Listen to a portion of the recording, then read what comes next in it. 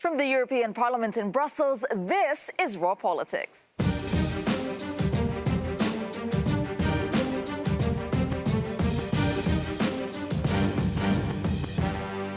Thank you for joining us tonight, and this is what we have on the program for you. Online hate. As Facebook turns 15, the Commission says more needs to be done to fight racism and xenophobia online. Poland Spring. The country's first openly gay mayor launches a new party calling for more positivity in politics. Battle in Brussels. As Theresa May heads across the channel, we ask, what is it going to take in a high-stakes week? Time's up. As the deadline expires, European nations recognize Juan Guaido as Venezuela's interim president. And regal retreat, the Brexit emergency plan for the Queen of England. All right, it is time to meet our panelists. This evening, we have Darren McCaffrey, our political editor, with us. Darren, what story are you watching? Well, the Brexit battle bus rumbles on, doesn't it? We've had another day of meetings, of suggestions for alternative reasons, how to get rid of the backstop. And yet, no escape route, seemingly, at the moment for Theresa May, as you say, ahead of a very tense week and that vote next week. But also, must be said, no escape pod necessarily for the European Union as well. No, everyone's looking for a ladder. No one can seem to find one. More Brexit this week. All right, we also have Roberta Metsola joining us tonight, a Maltese MEP on the Civil Liberties Committee, and she sits with the EPP group. Good to see you, Roberta. So, nice to be back. What stories are you looking at tonight? Well, online hate is something that I deal with every day, but also what's happening in Venezuela. I think time's up for Maduro. Let's see. No, absolutely. Big story there. And also Julia Moser. She's a hate speech advisor for nonprofit The Jewish Contribution to an Inclusive Europe. And from Facing Facts EU. What about you, Julia? I think I can guess.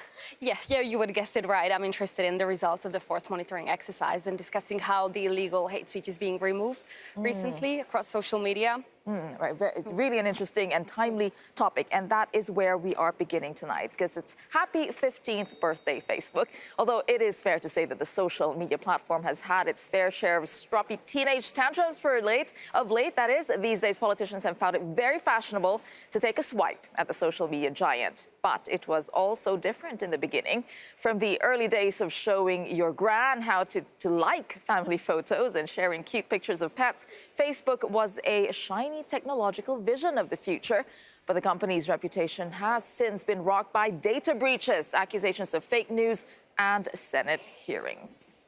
Well, today there was a rare moment of praise for Facebook. That is indeed rare, as the EU Commission congratulated the social media platform from cracking down on online hate speech. But there was a warning against complacency. Let's take a listen. This is the crucial moment for the tech sector. Either they will prove that they can play fair and embrace the rules that exist in the offline world, or they will face regulatory actions on many fronts. It is time to balance the power and the responsibility of the platforms and social media giants. And this is exactly what we are trying to do. All right, it must be nice for Facebook to hear something positive from the Commission for a change, but do you think that platforms have maybe swung too far to one direction to appease policymakers? Yeah, I think it's become sort of, if you don't like something that is said about you, you try to report it or take it down, etc. There is a balance, as the Commissioner said, between your responsibility of what you write, who you're targeting at, but also where you have to respect freedom of expression. I mean, I come from Malta, and this is a country where you have so much hate speech at anybody and anyone. There is an issue with language when, if the platform doesn't know the language, then a report and the comment takes longer to be taken down. A lot has been improved, and I think we have to acknowledge the importance that Facebook has revolutionized the society, whether you are a person who wants to keep in touch with old friends, but also, like me, as a political representative, how can I reach as many people as possible, understanding that I will be criticized, understanding that I will be able to communicate my message in a more broad manner, and that's what Facebook has done since the beginning. All right, you have been watching. The monitoring of online hate speech, and there was one comment I saw from an official today saying that they don't really want to take down 100% of the hate speech online. I think right now Facebook has been taking down about 72% of that. Isn't it more dangerous to be leaving 30-odd% online, or is, as Roberta was saying, should it be left there because there is a legitimate need for freedom of speech? I think the rationale for that was that some parts are not illegal hate speech per se, so some organizations are reporting not illegal content. But the truth is that there is this big gray area of hate speech that is not considered illegal, but it's not okay. It contributes to a hostile environment, it poisons people, and it escalates on a daily basis. And when there are trolls getting onto one person, and often targeting politicians, female politicians, extremely often, then it's still not illegal, but it's still problematic. And we still have to do something about it because it goes back and impacts our daily lives, not just online, but absolutely offline as well. Okay, and this is the fourth report that came out on this. Yeah, it is, and actually, I think rather interestingly, the Commission wasn't just patting Facebook on the back today; it was patting very much itself on the back, saying that because of our pressure and our hard work over the last couple of years, we've faced or forced Facebook to take this action. I think it was really interesting going through kind of the grounds for reporting hatred, what the levels are. I think other platforms as well had to give their information. Things like YouTube, and there is no doubt that Facebook actually has made it a concerted effort. But if you look at this, we've got probably unsurprisingly xenophobia right up there with 17%, alongside anti-Muslim hatred and racism. I think we can pull up a graphic on that one. We do have that one. So yeah, you were saying because xenophobia, anti-migrant hatred came in at 17%. Next was posts about sexual orientation, as you were saying, Darren, right? 15.6%. And then we have anti-Muslim hatred, followed by anti-Gypsyism and anti-Semitism. What do you make of those numbers? What's really interesting is that we probably wouldn't have been surprised terribly, given the political reality of Europe at the moment about xenophobia and anti-Muslim sentiment, even potentially racism. What is interesting is the levels of on sexual orientation, I think is interesting, anti-Semitism, and also against the travelling community or gypsy communities. I mean, that is extraordinarily high. That is over 12%. And that is something that actually I don't think this Parliament, politicians, necessarily focused on an awful lot. There's clearly been a concerted effort when it comes to xenophobia and racism, but it is clear looking at this that people in Europe are expressing hatred on many, many different levels. They are. At many different people. Are you surprised by these numbers, or did you expect them to be higher or lower from your experience? I agree that on sexual orientation, I think it's higher than I thought. I think that it would have been higher maybe 10 years ago. But what Facebook and these social media platforms have given is the possibility for people to hide behind a keyboard or a fake profile to really attack another part of the community where it hurts. And that has almost become acceptable. And in some countries, it comes from the top political levels, top down, that is sort of made it to be okay to say that. Terrible. But it is this really difficult balancing act, because again, who gets to decide? Who gets to police, exactly. You rightly pointed out that, lots of this isn't illegal. It may be morally judged to be out of place or wrong, but again, who makes that judgment? And the fear is, you look at, for example, in the Philippines, where over 90% of people are on Facebook, and they use it all the time. It is the state that essentially gets to decide what's right and wrong. And that's a really difficult balancing act. We also saw Facebook reports of Facebook who will be working with Macron to come up with with laws that he'll be announcing at the end of the year. Is this the right way to go, where you have platforms working closely with governments and which will be policing social media? I think there is a need to all of us get together, all stakeholders, because we all have our different roles to play in tackling hate speech, because it doesn't just going to end with more and more monitoring exercises. Including people, exactly. This is why we created the Facing Facts online course on hate speech, to really empower everyday citizens to learn how to take action, how to engage in counter speech or do their own monitoring. But when it comes to the data, it's important to keep in mind that it's not representative. So the organizations that were taking part in the monitoring exercise all have their different focus. Some of them are monitoring more than one types of hatred, others focus only on one. So it's a good indication, but it's not representative. And I think and when it comes especially to online hate speech, we can see that there's all these overlaps within categories. So it's not that you're being targeted because you're a woman or because of your profession or origins, but all these categories overlap and strengthen each other. But all I would say, in some circumstances, you need the hatred, or you need what people clearly want to express to be almost out there on a platform so that it can be taken on and tackled. Otherwise, it essentially either moves on... It still exists, in the real world, you just don't see it. It's on the armchair while you're looking at television. Or in WhatsApp groups or in Telegram these days. There's loads of peer-to-peer services that are closed. And so you know, these platforms, we keep forgetting about this social media, is that they're not creating any new sense of who we are or any prejudice that we've not necessarily had. It's probably magnifying it or amplifying it. It's a medium by which you can... To shut it all down is clearly not the way to do it. So would you be comfortable if governments were to police this? No, I think we have to address where the hatred comes from, what the problems in our communities are, how many people feel marginated in their own communities, that they are the target of such speeches. I mean, you can get it while you're walking down the street, but it's so much easier to hide behind a fake profile and target your neighbors because you won't be caught. That's the real problem. Well, now let us turn to someone who is actually taking a stand or trying to take a stand against hate speech in politics. Poland's first openly gay politician has launched a new progressive party in the hope of bringing about a Polish spring. Take a look.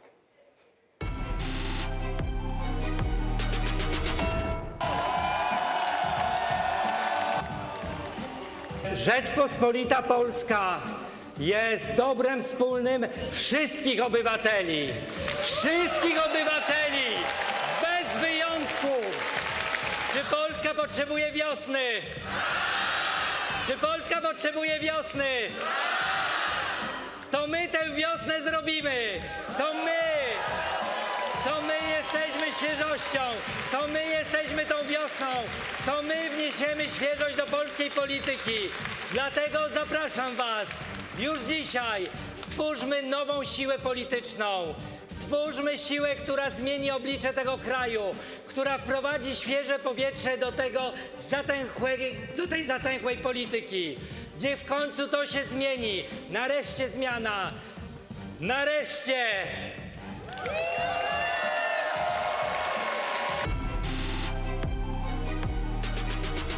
I mean, the mood there is quite different. And I think what we'd like to bring up is that in this age of a lot of political parties coming up being anti-this, anti-that, and one of his policies is pro-liberalizing abortion laws, weaning Poland off energy sector, off coal by 2035. Is this more pro-something party feeling what European politics needs, for example? There's too much anti-this and that. Yeah, I see that. Positivity. I see that because I've been following him for a long time, and even though I might not share his politics, I see that there's a need, especially in Poland, to try to break down the antipathy that there is between the political class. I mean, we saw the murder of Gdansk mayor. We saw how even colleagues of mine here from different political parties in Poland who have been attacking each other in terms of really derogatory remarks. So yes, looking at it, I would say that we need freshness in politics. We need some positive messages, but also things that, you know, it's easy to say that when you're a new politician or you're starting a new thing, and then you find yourself 5 years down the line, we've seen it in other countries, that you're enveloped in the same kind of negativity. So I really hope that we can see a little bit more of that. But the question is, does positivity work? Does it get people voting? Well, I mean, you look at Barack Obama's campaign, yes, we can, with a very positive message in 2008. It clearly worked there, and it does work. And I think two interesting things. First of all, I think that the name Spring is actually very clever and quite a good name. Second of all, I think more importantly, we have seen in the last 5 to 10 years, seen a backlash against globalization to a degree that's led to a rise of nationalism and populism across Europe. And that is understandable for many, many reasons. But I think what we're now starting to see is almost a counter-backlash to that from people on the liberal left like a pendulum. Who are saying that actually, you know, there is a section of the population in many, many European countries who do not like this kind of overall narrative of populism, and they now are mobilizing themselves to try and take that on.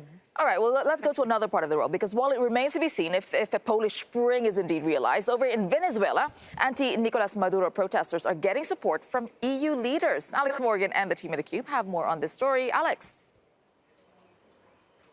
Well, Tessa, Sunday was the deadline set by European countries for Nicolas Maduro, the current incumbent president of Venezuela, to hold fresh, free and fair elections. Now, the ultimatum from Europe was, if you do not do this, we will follow countries like, for example, the United States in recognizing Juan Guaido as the interim president, effectively saying we're going to recognize the man who's the United States has called the rightful president of Venezuela and join that unless Maduro holds fresh and free elections. Now, of course, that deadline has come and gone. And if you're looking at Twitter today, you'll see the response from Europe. European countries, it's worth saying, as opposed to a joint European statement at this stage from the EU. But Jeremy Hunt, UK Foreign Secretary here, Nicolas Maduro has not called the elections within the 8-day limit we have set. So the UK, alongside the European allies, will now recognise Juan Guaido. Let's go to France. Emmanuel Macron, President Macron, saying Venezuelans have the right to freely express themselves. France recognises Juan Guaido as the president in charge to implement this process. It's worth saying what I suppose you could say European leaders want to see are elections. They're not recognising Mr. Guaido necessarily as the president of Venezuela. They do eventually want to see him lead the country into elections. That is the sense you get from at least these comments. Everybody here saying it is time now for a transition, for Venezuelans to have a chance to vote.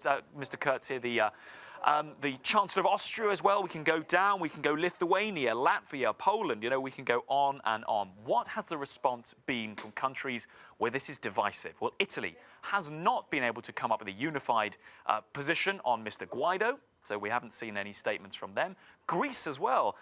Initially, it's worth saying there was support for Mr. Maduro among many in the political scene in Greece. That's been a slightly tricky one. We haven't seen them come out and recognise Mr. Guaido, despite this domino effect, if you like, of other EU nations doing it. But Mr. Maduro, well, he says his country does not respond to ultimatums. This, a statement released by his government saying they energetically expressed the rejection of the decision adopted by some European governments in which they, and here we go, his words are here, officially submit to the United States administration's strategy to overthrow the legitimate governments.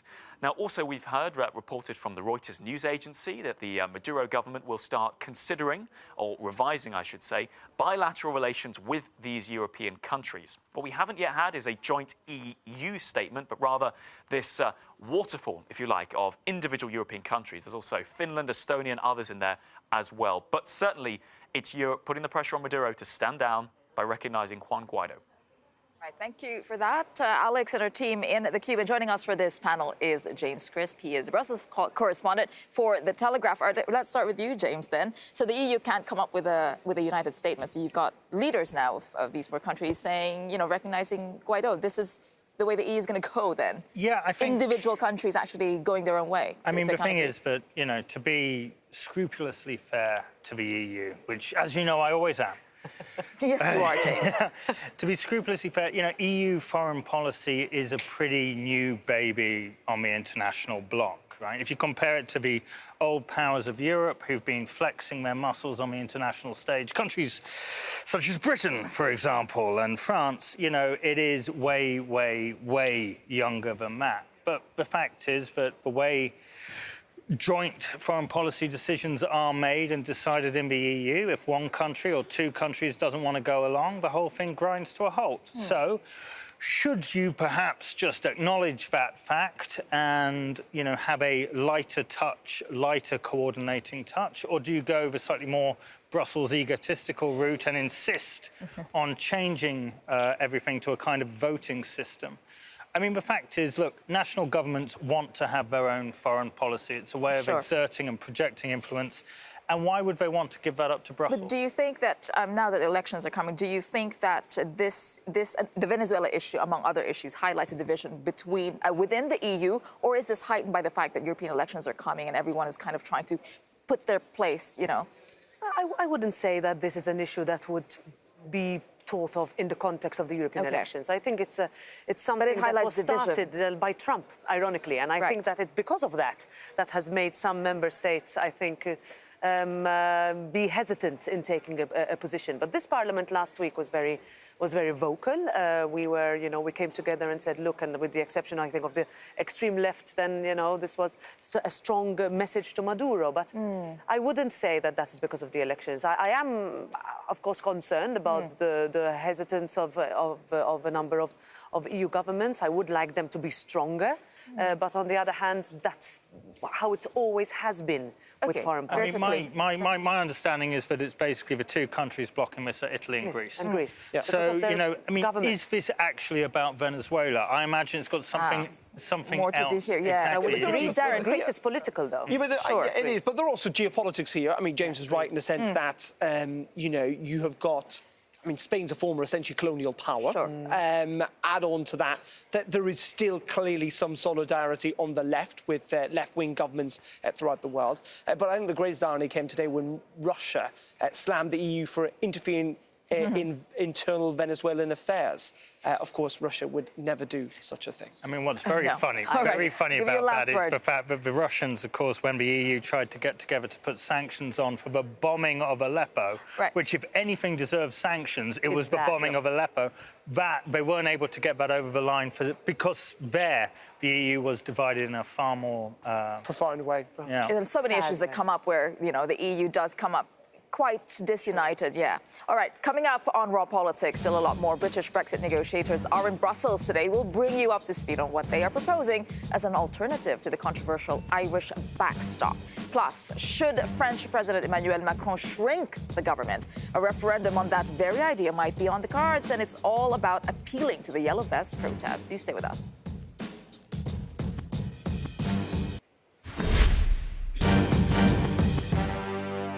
Welcome back to Raw Politics. Now, ahead of an imminent visit by UK Prime Minister Theresa May, Brexit negotiators from both sides are in Brussels laying the groundwork.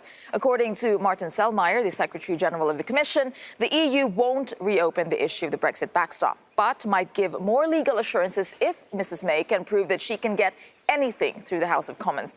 Meanwhile, Labour MP Hilary Benn said he'd discuss a new proposal that would avoid using the backstop altogether. You were there, Darren. Now, the idea is by extending Article 50. Now, let's take a look. The problem is that the UK Parliament is uncertain about the future because we don't know whether the backstop will be needed, what will happen in the negotiations, and the future relationship between the UK and the EU is completely unclear. And therefore, what if the EU and the UK were now to negotiate the future partnership through the means of an extension to Article 50 to allow there to be clarity about what the future relationship will be, because we may then find at that point that the backstop would not be needed. When it comes to your idea about extension of Article 50, first of all, how was that received? And second of all, when you're talking about an extension that will last for years, surely. Well, the truth is, if the withdrawal agreement goes through, in effect, we will be remaining in the single market, we will be remaining in the customs union, free movement will continue, we will be subject to the rules of the Court of Justice of the European Union up until potentially as far as December 2022. So all of that will remain the case. But if you're looking at the problem there is at the moment, which the House of Commons, for many different reasons, because there are different views in the committee, and those were fully aired in the discussions that we had today, I think what is common for all of those concerns is we don't know what the future holds. Mr. Selmayr asked us what we needed to achieve a majority in the House of Commons for the withdrawal agreement. We talked about the Brady Amendment, which sent a very clear message that there had to be changes to the backstop and they had to be legally binding.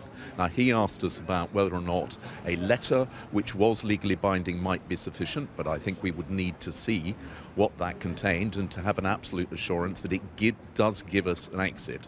Now, if that can't be obtained, then I think it will be difficult to get a majority in the House of Commons, particularly after the last vote. However, I did give him a copy of the proposal which has come from members of the Conservative Party on both wings, what is known as the Malthouse Compromise, and we believe that that does offer a way forward. All right, well, here with me to discuss this is British Labour MEP Nina Gill, and still with me is Brussels correspondent for The Telegraph, James Crisp, and our political editor, Darren McCaffrey. All right, I start with you, Nina. Is this, well, I'm not sure how new this idea is, but are we seeing now, you know, just over 50 days, 54 days to go till March 29th?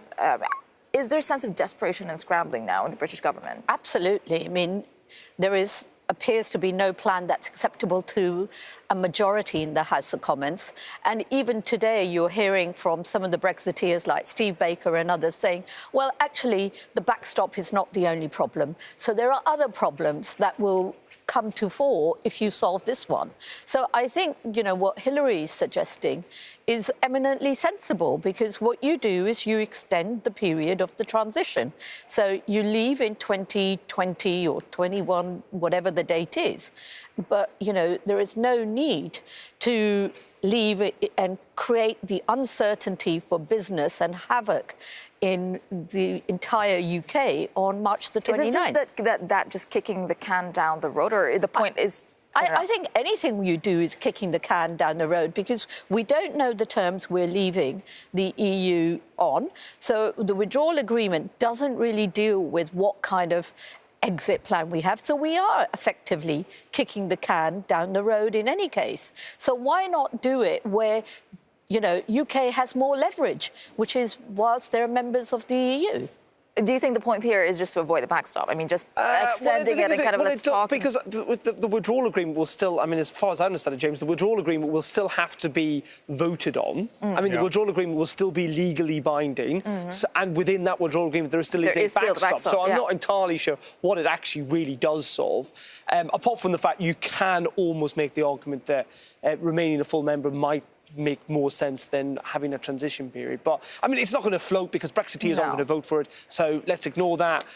Let's ignore these alternative arrangements because it's clear that we've been here before and that's not going to work. You know, we're not... OK, but we're not going to be able to conclude anything by 29th of March. That is the problem. So let's go, even if you go along with the withdrawal agreement... Well, I mean, you could... Well, either MPs can vote for Theresa May's deal, which is the only negotiated deal. I mean, this is the ironic thing, is that the Labour Party and the Labour opposition and the opposition parties who don't support Theresa May's deal don't recognise that this is the deal that is not just negotiated by Theresa May, but with the rest of the European Union. It is, according to the EU, the only deal on the table. Made its position clear, and actually the onus was on the UK government to take their concerns on board much earlier, and they didn't. They ignored the opposition, and then they wonder, oh, it's our deal, but why don't you just when we're talking about this, do we... I mean, no, it's fine. I mean, what I sort of think was kind of actually interesting when you spoke to some of those MPs once the cameras are off.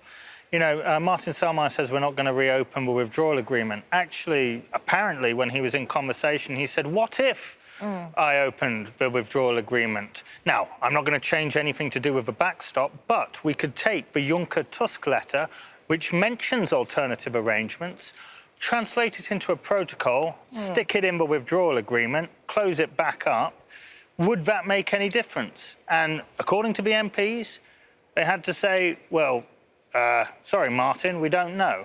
Yeah, this is the position. I mean, even within the committee, there are very many differing views. Yeah, so are we any closer to knowing what Theresa May is going to come here with? No, basically. We have no idea because, I mean, as I said, there are many different views within her own party and within the committee that came here. So everybody's looking for a different option. So how can you come and negotiate when you don't know if you can deliver? She seems to think she will have new ideas. What are you suggesting then, James? No deal? I'm suggesting stay or no deal. Stay or no deal? Stay. Remain or no deal. If you if you really don't like Brexit, you shouldn't be saying the deal's any good, right? Well, you know if you really love Brexit, you probably support no deal. So come on, let's just get on with it. About no deal. I mean, because we've been going in circles for the last 2 years, but people voted for it. Yes, but people didn't vote for a no-deal Brexit. Isn't Theresa May's deal? They didn't not vote for a no-deal Brexit. When I was knocking on doors, people were saying to me, "Oh, when I mean leaving the EU, I don't mean leaving the single market." I was getting that on doorstep. So people voted for all sorts of things. They didn't vote for a no-deal Brexit. Hey, look, you trust people to vote or you don't. If that is the case, people didn't vote for a no-deal Brexit, and people certainly didn't vote to remain because the referendum wasn't resolved. Isn't Theresa May's deal actually a pretty good compromise? Exactly. In the middle? No, it's rubbish. It's a rubbish deal. Well, it may well be a rubbish deal, but it is a compromise reached. But it's one that fulfills the mandate of the referendum. No, I think the problem and has been with agreed to by the rest of the European Union. I accept that, but the problem with it is that it's Theresa May's red lines meant that we couldn't get a decent negotiated deal. So, you know, easiest thing would have been to remain in the customs union. It's a good deal. The EU thinks it's a good deal for maybe the EU, but I don't think it's a good deal for the UK. I mean, look, basically you go back to the beginning of this process, and there was no plan made. The only country which had a plan, the only country which didn't have a plan on how to deal with a referendum result was Britain. I mean, really, there should be cases of criminal negligence. You know, in medieval times, they would be maybe we should have heads David Cameron rightly on answering these spikes questions outside the Tower of London. By the way, we were just talking about hate speech before. We can go on and on and on with Brexit. I said in medieval times. OK, well, you know, we have a lot more Brexit headlines that caught our attention this weekend. Here's everything you need to know with a Brexit brief.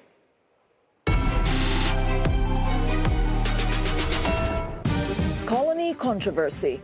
This, the moment a British reporter questions a European Commission spokesperson after a Brussels document branded Gibraltar a colony of the British Crown. Our position is clear, it is public, I don't need to go into this. No, I'm not going to go into this at all. That's me actually turning your mic off. Look, I've given you the answer that I can give you. Downing Street hit out at the description, which comes amid warnings that reopening the withdrawal agreement could put issues such as the Gibraltar question back on the negotiating table. Also this weekend, a blow for British manufacturing, as carmaker Nissan scraps plans to build its new SUV in the UK. The Japanese firm says the decision was taken for business reasons, but also pointed to continued uncertainty around the UK's future relationship with the EU.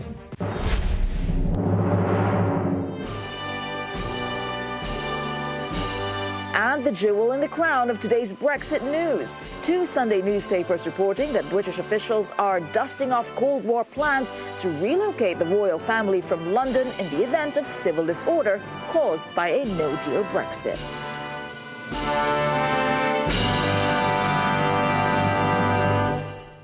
You've heard it all, really, haven't you? I know. And Nina, you were suggesting bring the Queen to Brussels. Exactly. Well, she has to be evacuated surely being of German safe. heritage, she'd go to Hamburg. I'm not sure where she goes, but I think this is one of the most ludicrous things that I've heard in the last few days. Although I have to say I'm really concerned about calling Gibraltar a colony. Yeah, you might want that one. Actually, hold on a second. First of all, this is a Gibraltarian passport from the 1970s, which called James it the colony of Gibraltar. From the 1970s. But it's British Museum news from the 1970s. In 2017, Gibraltar told the ECJ it should be considered a colony in order to get off a gambling case. So, look, you know, it is in legal terms. It's overseas territory. It is called a colony. They have their own chief minister, this is basically just Madrid on the wind-up. Now, but there's you see, this is what happens when we open the withdrawal agreement all over again. We get all these discussions. That's entirely possible. I think we can all agree it would just be a lot simpler if the EU just gave in. And Spain, it's no different to that. If Gibraltar's calling itself a territory in legal documents, that's a problem. As for the Queen, as many people have rightly pointed out, the royal family were there during the Blitz. Many people love to equate Brexit to the war. Yes, the Cold War. I'm sure she would not be for moving. All right. On that note, we will take a short break. Coming up on Raw Politics, is French President Emmanuel Macron prepared to deal with the consequences of a referendum of his own? Because he might be calling one this spring in an effort to address the concerns of Yellow Vest protesters. But is it all just a big distraction? Do stay with us.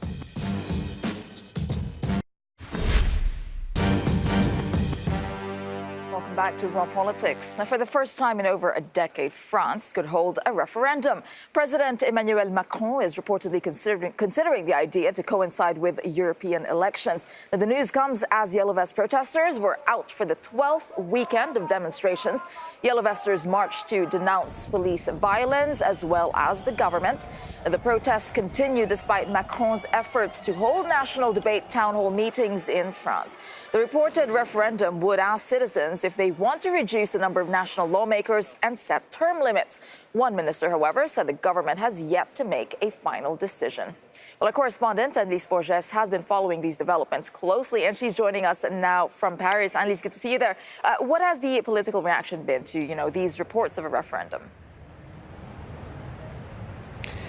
Well, Tessa, France's political scene is divided over this. While many parliamentarians here in this country have been talking about that as a good idea for weeks now, suggesting that this could be indeed a good, strong political message from Emmanuel Macron and a good exit from this French national debate, this grand national experiment Emmanuel Macron has been conducting for weeks now in response to the Yellow Vest movement. And this could indeed be a response to one of the biggest requirements, demands by those people protesting in the streets who have been saying that France should be holding referendums systematically every time there is a big policy decision to be made. Others here believe that this would actually portray Emmanuel Macron as a weakened leader, bowing to pressure from the streets. And others, meanwhile, are actually concerned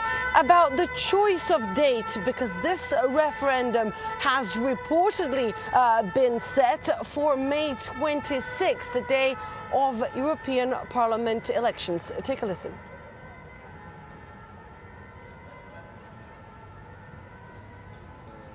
Je ne suis pas convaincu que la réponse à cette crise soit par voie référendaire, mais c'est son choix, donc ce sera à lui de le dire ou pas. En tout cas, il y a une chose qui n'est pas acceptable ni envisageable pour moi, c'est que la voie référendaire vise à étouffer le débat européen. Donc ça ne peut en aucun cas, on ne peut en aucun cas avoir un référendum en même temps que les élections européennes, parce que ça veut dire de fait que ce serait une manœuvre politicienne pour étouffer le débat européen.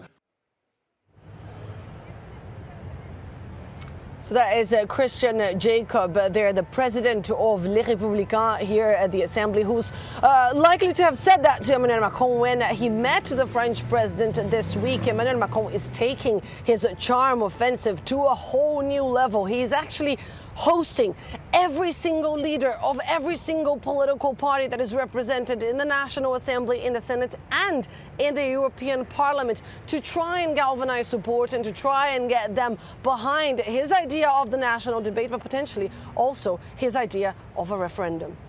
He's trying to get support, isn't he? But what has the reaction been among the French, particularly the Yellow Vest protesters, assuming that it really is his target audience? Well, for now, the Élysée Palace has yet to confirm this move, this decision, this plan of a referendum. But we're likely to see divided reactions as well among the public, because a lot of people here in France have been indeed demanding more referendums, more public consultations, a different kind of democracy, they say, while others don't really believe Emmanuel Macron's intentions in actually reforming this country and listening to his people. All right, thank you for that, Annelise Borges, our correspondent in Paris. And joining me in the studio to discuss this is Pauline Bock. She's a contributor for The New Statesman. We also have Thibaut Jacobs, a communications director with Fleishman Hillard. He previously ran his own consultancy firm in Paris, advising on campaigning and communications. And still with us, our political editor, Darren McCaffrey. All right, I think what we want to get to the core of here, first of all, is Macron's intentions. Why is he doing this?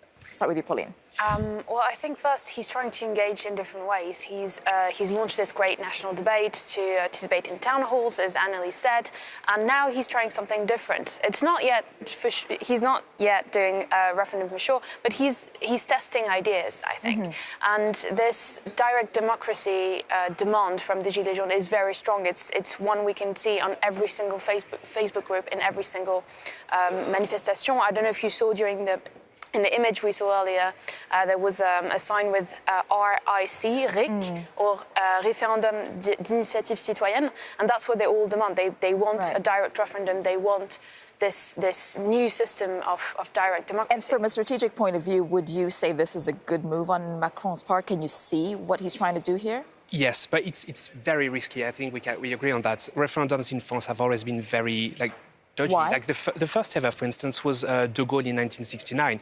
He lost and he had to resign. Mm-hmm. So I kind of see why he's trying to do that. I mean, this to a unique situation, unique solution. Plus, the one claim on which Yellow Vests do agree is more democracy. The way they engage, the way they distrust politicians and the representation is probably the one common denominator to this entire situation. Yeah. So the solution might be a referendum. As we said, it's not confirmed yet. That's probably the only way out for him. But then a referendum organised by Macron, who they hate and despise and don't trust, is that going to work? Is this like... So there are a few questions I've got about this. I mean, first of all, the worst thing now would be not have a referendum. You cannot dangle a referendum like a carrot in front of people and then... After saying it. Even though they haven't committed to it yet, I don't see how they can't. Second of all, I mean, on the issue of what they're actually going to vote on, it's not entirely clear that's what the people have been crying out for. Right. And third of all, if European leaders have learned anything in the last couple of years, whether it's Matteo Renzi in Italy or David Cameron in the UK, exactly, David Cameron, I was thinking. Don't hold a referendum. It'll undoubtedly go against So on the idea of the questions there, that if they actually matter to the French people, does it seem like a distraction to you if the questions are not actually that important? But, well, because, like, French political history has shown that people don't really care about the questions. Oh, do they not? 2005, the last referendum we had was on the European Constitutional Treaty. Reform. People didn't vote on that. They voted against... Yeah, they always So they voted no to a vote. constitutional reform back in 2005. Yes, right. and they just rejected the policy of Chirac, not really the actual question. Okay. So people don't care about the question. So the fear for Macron is that this turns into a referendum on him. Exactly. And as Pauline said, I mean, people are focusing the hatred at these demonstrators against Macron, and it's very violent. But let's look at how Macron is actually doing, because there was a poll released over the weekend. It was suggesting that Macron may be bouncing back from an approvals rating slump. It was quite bad for him recently. Harris Interactive's figures show that when the Yellow Vest protests began in November, the French president had a 32% approval rating. A month later, at the height of the movement, that rating fell to 31%. But for January, Macron was polling at 35%, a boost of, well, 4 points. So I've read, though, that there has been some praise for his handling in the last couple of weeks, that this big conversation or the big town hall stuff, the big debate, is working. Is it? Do you think so? It's not that clear, I think. On some parts of the political spectrum, mostly the right and the LREM, so his centrist party, there is this feeling that he's engaging, he's talking to people, and yet at the same time, the Gilets jaunes haven't changed their mind on him. They still think that he's not really engaging. He's kind of having these little phrases all the time about them and being really dismissive. Okay, jump into Yeah, because, I mean, 35% is quite low, but one should compare that with Sarkozy really and Hollande. Okay. And to be fair, look at the results of the 2017 election. That was basically, that's already bigger than the support he had from day one. So he's not doing that bad. What about support, though, for the Yellow Vest protesters? Is it falling, or is it the same? Or... You know what? I really don't trust the surveys, because against what are you going to measure that? People they don't even agree on the claims. So do French support even Gilets jaunes don't agree on what they want. That he's never going to be able to satisfy what seems like a relatively small number of people. Well, it seems... Absolutely. All right, when we're talking about why he's doing this, you as a campaign advisor, you said it was quite dangerous. So is it a gamble worth taking? What would you advise him if Macron came to you? Oh, that would be tricky. What would you tell him to do in terms of the referendum? I think it's a smart move. And you think it's a smart move, okay. The way he's done politics since he started is disruption. Is disrupting the situation again. But that's not disruption if de Gaulle's done it before. It's not exactly new, is it? Yes, but he's taking people to their word, saying opponents, oppositions and protesters, you want that? I call it. Then he has to actually agree on the terms with them, which he's not really done yet. Is he giving in? Is he giving in to the Yellow Vest protesters? At least he seemed to be suggesting. Is there an image of him? Well, he hasn't said that he was going to change anything in his reforms, so he could always hold a referendum. The problem is with politics, you can't have it both ways. You can't be seen to be open and listening and responding to what people say on one hand, and on the other hand, then apparently giving in. Yeah. You know. Well, there you go. Thank you for that advice, by the way. That's really nice. All right, coming up on Raw Politics. Yes, we've been talking about the idea of shrinking the government. Now we want to know, should more European countries trim the fat? Well, stick around in the next hour for your chance to call in and tell us what you think on that question. The contact information is on your screen. You can call us at 00800 3333 7002. The email is at rawpoll@euronews.com. And you can join the debate on social media. There's Twitter, there's Facebook. Use the hashtag Raw Politics, and our lines are now open. Look at your screen for the information. Welcome back to Raw Politics. Now, we have heard from our panel on today's topics, and it is time now for you to have your say. We're waiting for you. Your call is coming up immediately after this show, and here's how you can get in touch. All the ways to speak to us are on your screen. There you go. You can call us at 00800 3333 7002. Email us at rawpoll@euronews.com.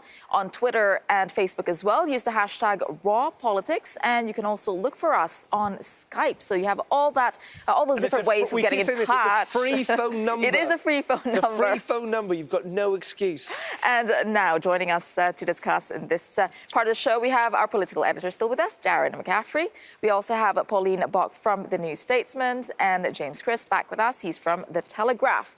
And so the questions that we want to ask you today, the burning questions we call them, is, does social media need policing? So this is the first question we want you to call us in about or get in touch about. Does social media need policing? Second question, should Europe cut the fat? We're talking about shrinking governments. Not obesity. No. Well, you could call them obesity. And the third question, does politics need more positivity? So there you go. Those are questions we're asking you. We need to know, we want to know what you think. The people of Europe, we want to know what you have to say on those topics. Darren, so the first topic is about social media. We talked about this earlier in the panel.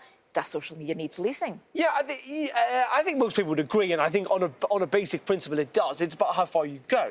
And I do think there is a tendency for some to kind of suggest that somehow social media has created this form of hatred. At the end of the day, people like Facebook would suggest they are not publishers. They are simply a platform for people. Now, they have to take some form of responsibility, of course, for that.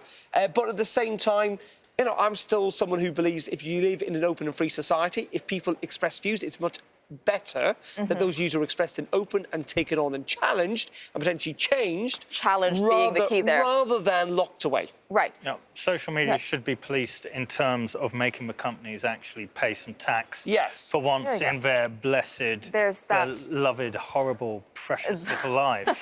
All right, and then the second question we wanted to ask you, should Europe cut the fat? And as Darren was pointing out, nothing to do with obesity. It's about governments, because Emmanuel Macron, for one, wants to cut the number of lawmakers. He wants to cut it to one, to Emmanuel Macron. No, so are governments too big in Europe? What do you think, Pauline? I think it's not a bad idea, because once again, first it's something that he discussed during his campaign, so it was in his programme. So it's good that he's at least trying to engage a conversation around it.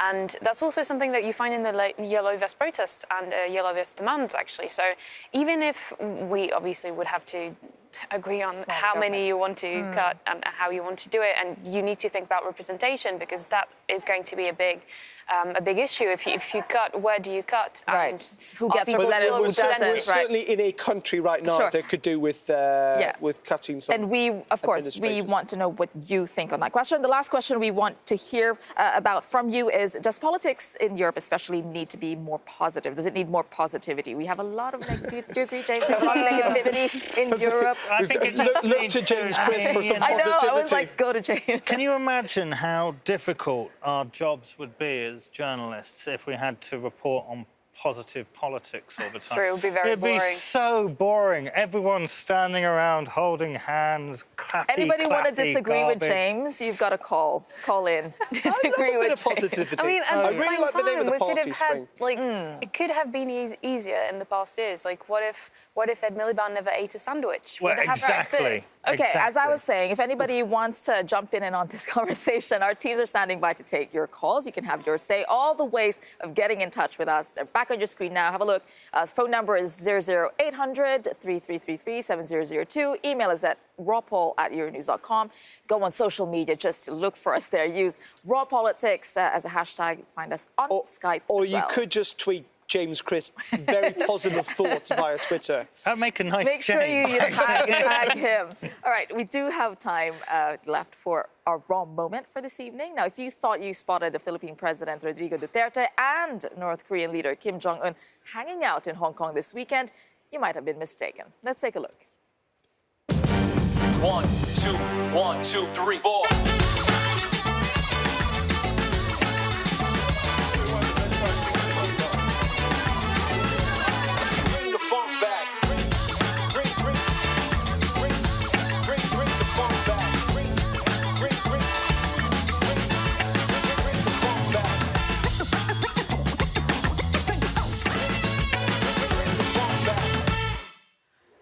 There's two extraordinary things about that. First of all, how incredibly good they really look alike. But the worrying thing is, you know what? That really could be reality. and it wouldn't surprise me. Exactly. I think that's even more. We live in that weird global world at the moment that could be reality, and it wouldn't be surprising. There's that and your addiction to hallucinogenic drugs, of course. Well, there you go. All right, as you've said, that's not true, by the way. just make that clear. It's not true. We would like to hear your views on everything we've talked about today. And if anyone wants to debate with anyone on this panel, do call us in and get in touch. You can also find me on Twitter at Tessa Arcelia. All the information on getting in touch is there as well. Do follow us at Your News, #RawPolitics. It's a free phone number. It's a free phone number. Have a good evening.